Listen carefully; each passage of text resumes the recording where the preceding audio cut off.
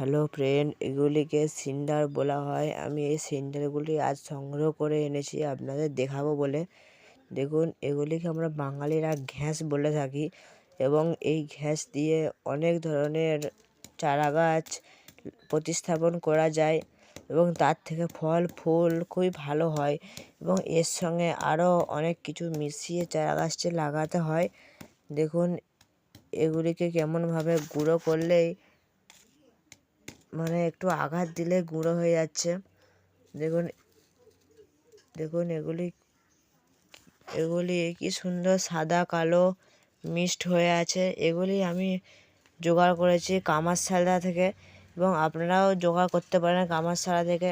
এবং চ্যানেলে নতুন হয়ে থাকলে চ্যানেলটিকে সাবস্ক্রাইব করবেন এবং ভিডিও ভালো লেগে থাকলে একটি লাইক দিবেন। এবং সিনটা যদি কেউ না সংগ্রহ করতে পারেন তাহলে আমি যেমনভাবে বলেছি ওই কামারশালায় গিয়ে খোঁজ নেবেন, তাহলেই ওখানে ওখানে আপনাদেরকে ফ্রিও দিয়ে দিতে পারে, কারণ ওগুলো ওরা ফেলে দেয় এবং ওগুলো ওদের আর কোনো কাজে আসে না।